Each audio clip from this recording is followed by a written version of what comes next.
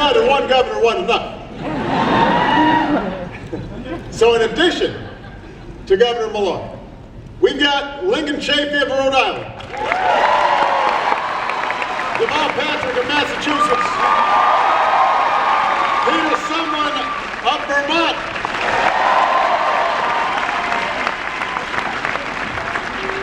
it's like a governor supergroup. It's like the Justice League of governors. I'd call them the New England Patriots, but that name is already taken.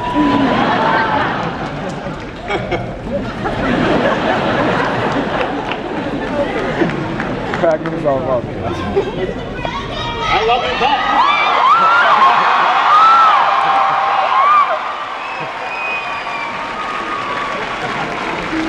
But we can't just spend the whole day talking about how we love each other. That's not why I came.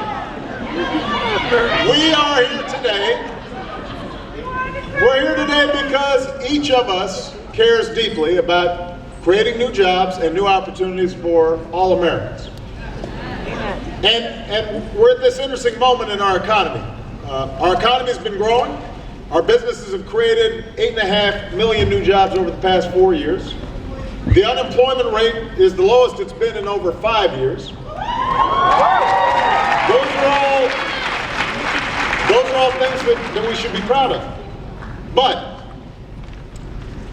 there are some trends out there that have been battering the middle class for a long, long time, well before this Great Recession hit. And in some ways, some of those trends have gotten worse, not better. You know, the nature of today's economy with technology and globalization means that there are folks at the top who are doing better than ever. But average wages have barely budged. Average incomes have not gone up. Too many Americans are working harder than ever just to keep up. So as I said at my State of the Union address, we've got to reverse those trends. It is a central task for all of us to build an economy that works for everybody, not just for some.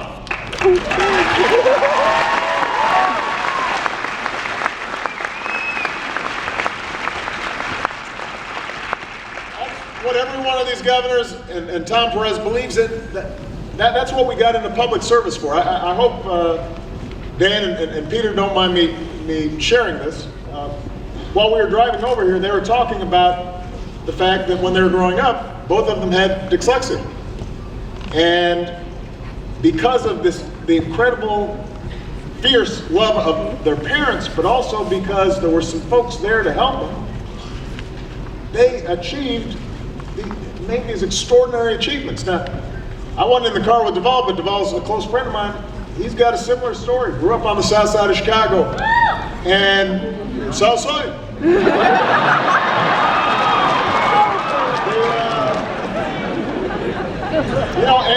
And came from a very modest background. But somebody gave him a chance. You know, me, Tom Perez, so many of us understand that at the heart of America, the central premise of this country is the chance to achieve your dreams if you work hard, if you take responsibility. That it doesn't matter where you start, it's where you finish.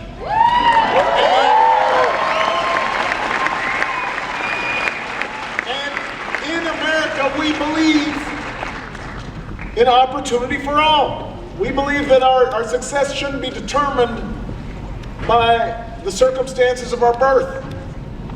It's determined by each of us, but also by a society that's committed to everybody succeeding. So that it doesn't matter what you look like, where you come from, what your last name is, who you love. What matters is the strength of your work ethic and the power of your dreams and your willingness to take responsibility for yourself, but also for the larger society. That's what makes America the place that it is, why it continues to be a beacon, attracting people from all around the world. The idea that you can make it here if you try. And there's been a lot of news about foreign affairs around the world over the last several days, but also for the last couple of years. And one of the things that you see, a trend you see, it doesn't matter whether it's in Central Europe or in the Middle East or Africa, individuals want a chance to make it if they try. And what makes us special is we already do that when we're at our best. But we've got some work to do to match up our ideals with the reality that's happening on the ground right now. And the opportunity agenda that I've laid out is designed to help us restore that idea of opportunity for everybody. For this generation, the generation of young people who are studying here and about to enter the workforce. And it's got 4 parts. Part 1 is something that I know the seniors here are very interested in, which is more good jobs that pay good wages.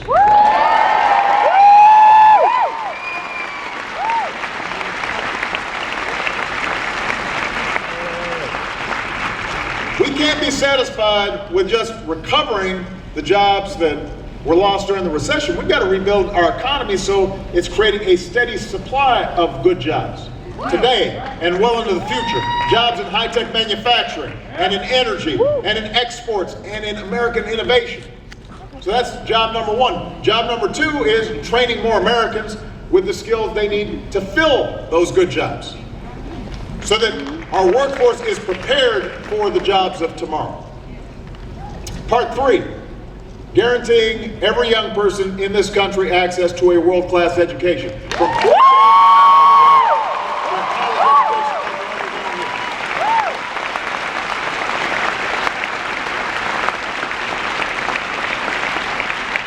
That's why, over the past 5 years, working with the outstanding congressional delegation from Connecticut, we've been able to make sure that grant dollars are going farther than before.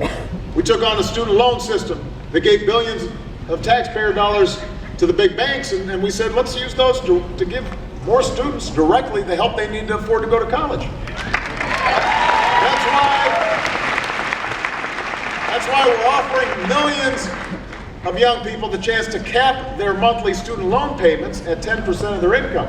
So you need to check that out. Go to the website of the Department of Education and find out how you may be eligible for that.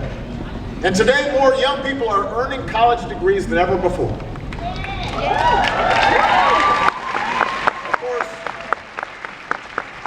course, and I know your president won't disagree with this, we've also got to do more to rein in the soaring costs of college and help more Americans who are trapped by student loans.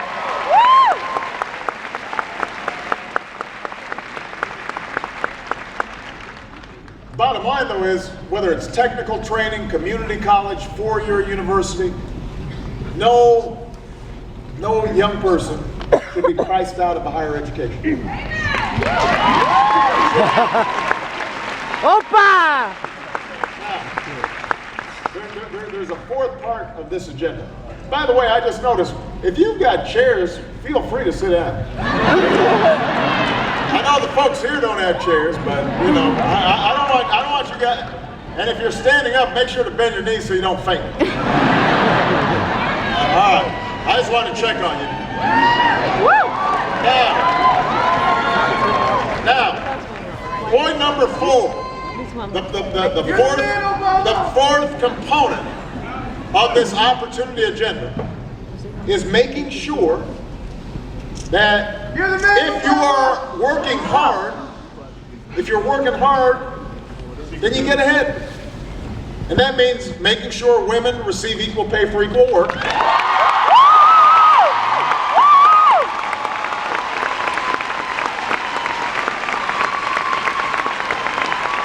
When women succeed, America succeeds.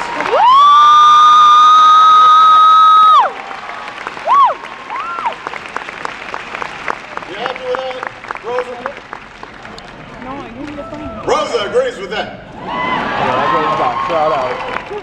It means making sure that you can save and retire with dignity. It means health insurance that's there when you're sick and you need it most. And you guys are doing a great job implementing the Affordable Care Act here in Connecticut. If any of you know a young person who is uninsured, help them get covered at healthcare.gov. The website works just fine now. They've got until March 31st to sign up. And in some cases, it's going to cost less than your cell phone bill. So check it out, healthcare.gov.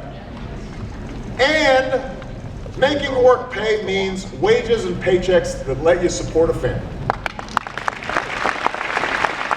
wage, paycheck that lets you support a family. Now I want to be clear about this, because sometimes in our debates with our friends on the other side of the political spectrum, this may not be clear. So let me just repeat it once again. As Americans, we understand that some folks are going to earn more than others.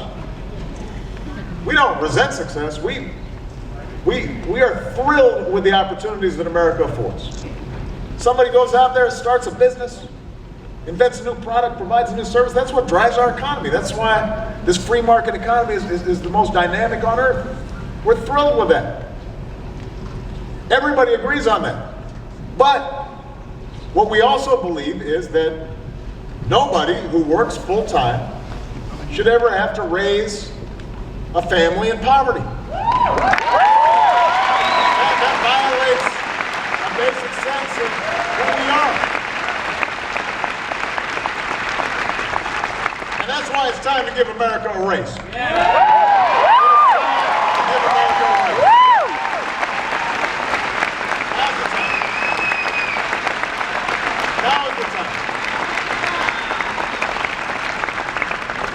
A year ago, I asked Congress to raise the minimum wage, the federal minimum wage.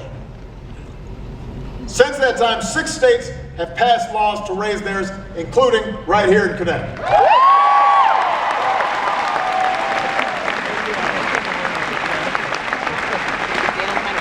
On January 1st, tens of thousands of folks across this state got a raise. And Governor Malloy is working to lift their wages even higher.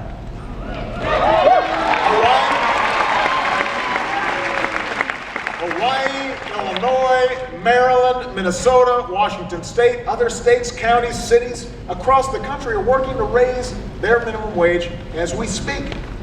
The governor's here today. Governor Chafin of Rhode Island, Governor Malloy, Governor Patrick of Massachusetts, Governor Sumlin of Vermont, and a governor who couldn't be here today, Maggie Hassan of New Hampshire. All are fighting to give hard-working folks in these great New England states a raise of their own. And they formed a regional coalition to raise the minimum wage. If they succeed in their efforts, New England will have some of the highest minimum wages in the country.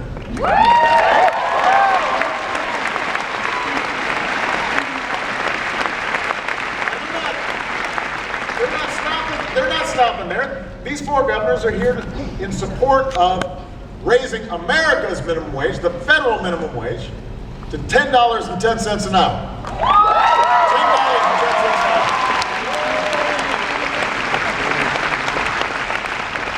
Now, raising wages is not just a job for elected officials.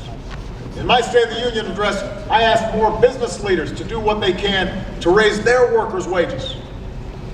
Because profitable companies like Costco have long seen higher wages as good business. It's a smart way to boost productivity, to reduce turnover, to instill loyalty in your employees. And by the way, they do great. Their stocks do great. They are highly profitable. It's not bad business to do right by your workers. It's good business. It's good business.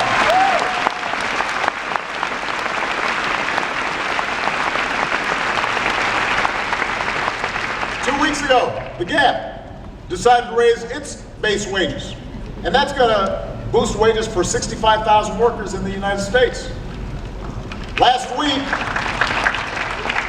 I read about Jackson's. It's an ice cream parlor in Florida that's been in business since 1956. They just announced they would lift workers' wages to at least $10.10 an hour without cutting back on hiring.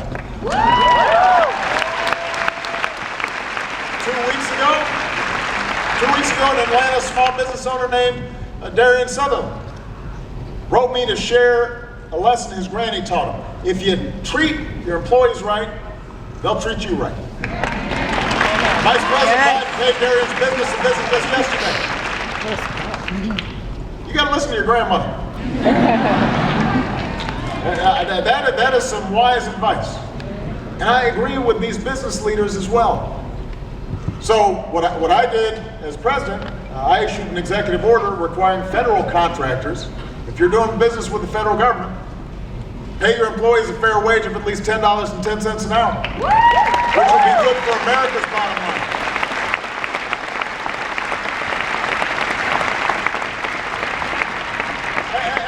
Let me tell you who was affected. I did, when I was signing the bill, or the executive order, we had some of the workers who were going to be affected. You've got folks who are cooking the meals of our troops, or washing their dishes, or cleaning their clothes. This country should pay those folks a wage you can live on. So this is good for business. It is good for business. It is good for America. Because even though we're bringing manufacturing jobs back to the United States, creating more good jobs in education and healthcare and business services, there will always be airport workers. There are always going to be fast food workers. There are always going to be hospital workers. There are going to be retail salespeople, hospitality workers, people who work their tails off every day. People working in nursing homes, looking after your grandparents, your parents. Folks who are doing all the hard jobs that make our society work every single day. They don't have anything flashy out there. And you know what? They're not expecting to get rich, but they do feel like if they're putting in back-breaking work every day, that at least at the end of the month they can pay their bills. I know that's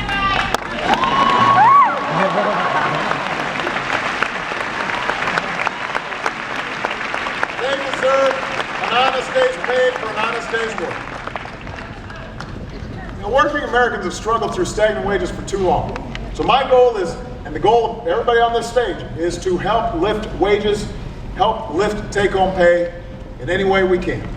And that's why I've done everything I can to lift wages for hardworking federal contractors. It's why I've asked business owners to raise their wages. It's why I'm supporting elected officials at the local level, governors.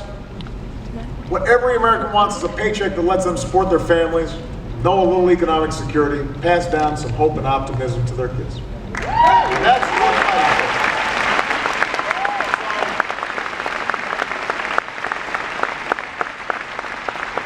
But I want to make one last point. If we're going to finish the job, Congress has to get on board.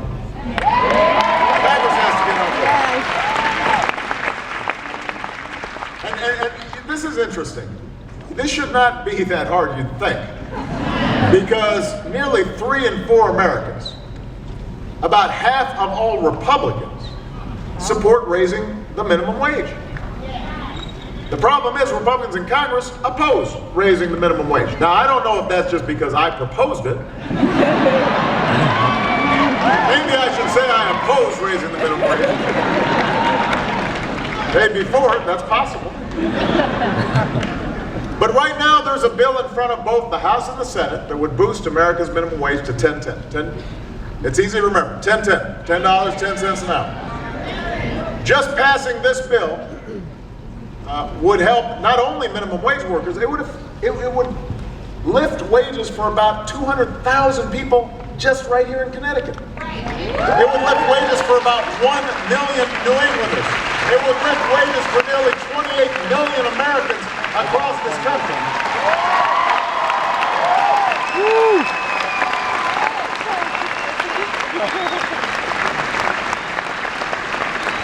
It would immediately raise millions of people out of poverty.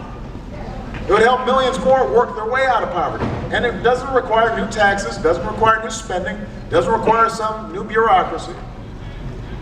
And here's one last point.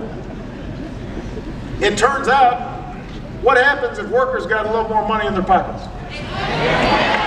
They spend a little more money, which means that suddenly businesses have more customers, which means they make more profits, which means they can hire more workers, which means you get a virtuous cycle.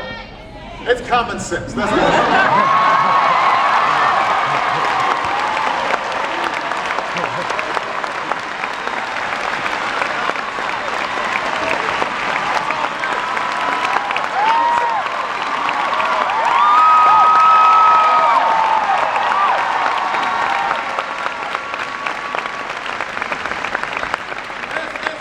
That's just common sense. That's all I'm saying.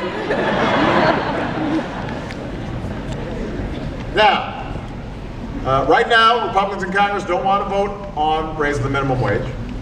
Some have actually said they just want to scrap the minimum wage. Well, what I'm saying, I think it's outlived its usefulness. I'd vote to repeal the minimum wage. What I'm saying, it's never worked. Now, some even said it only helps young people. Now, as if that's a bad thing, I think we should want to help them. I'd like to see them try putting themselves through college on a low-wage work-study job.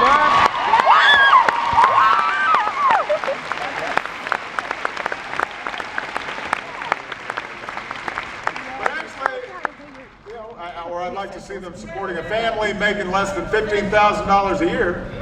But here's the truth about who would help. Most people who would get a raise if we raise the minimum wage are not teenagers on their first job. Their average age is 35. A majority of lower wage jobs are held by women. These Americans are working full time, often supporting families. And if the minimum wage had kept pace with our economy's productivity, they'd already be earning well over $10 an hour today. Instead, it's stuck at $7.25. Every time Congress refuses to raise it, it loses value because cost of living goes higher.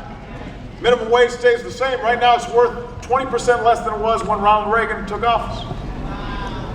And since over the last year, since I asked Congress to do something and they didn't do it, that was an equivalent of a $200 pay cut for the average minimum wage worker because it didn't keep pace with inflation. That's a month of groceries for the average minimum wage worker. That's 2 months worth of electricity. This is not a small thing, this is a big deal. It makes a big difference in the lives of a lot of families.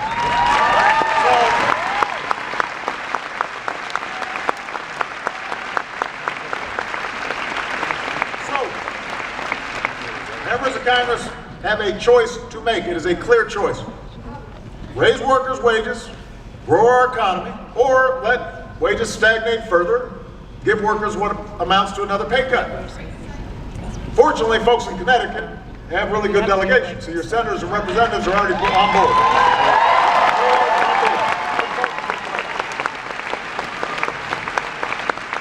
But anybody who's watching at home, you deserve to know where your elected official stands. So just ask them, do you support raising the minimum wage to $10.10 an hour? If they say yes, say thanks. Great job. We need encouragement too, elected officials. If they say no, you should be polite, but you should say why not. Ask them to reconsider.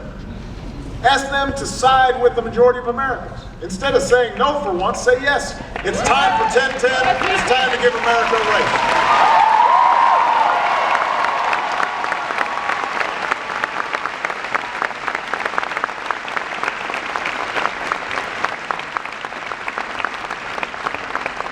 I want to close by sharing a story of a guy named Doug Wade who was here today.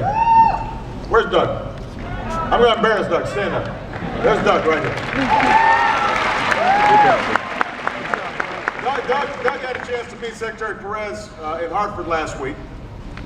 Doug is the president of Wade's Dairy down in Bridgeport.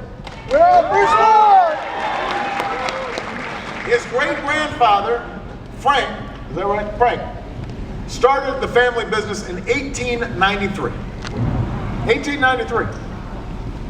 One of the secrets to their success is that they treat their employees like part of the family. So Doug pays his own workers fairly. But he goes a step further than that. He writes editorials, he talks to fellow business leaders, he meets with elected officials to make the case for a higher minimum wage for everybody. And keep in mind, Doug spent most of his life as a registered Republican. This is not about politics.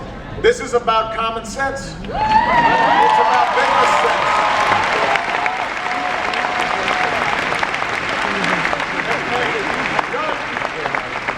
We were talking backstage. Doug showed me a pay stub because it describes his own story. When he was flipping burgers back in 1970, his employer paid him the minimum wage, but it went 25% farther than it does today. So Doug speaks from experience when he says that things like the minimum wage raise the bar for everybody. And he's still got that paycheck. And it looks like the paycheck I got when I was working at Baskin Robbins.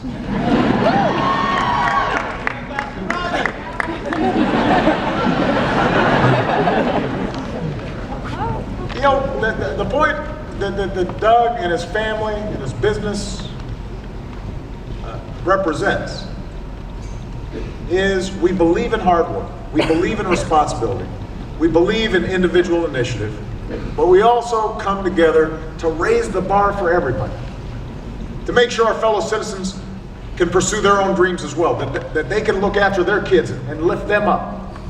We look out for each other. That's who we are. That is our story. There are millions of Americans like Doug and like all of you who are tired of the old political arguments, ready to raise the bar a little higher. Let's move this country forward. Let's move it up. Let's go further. That's what I'm going to do as president as long as I have the honor of serving in this office.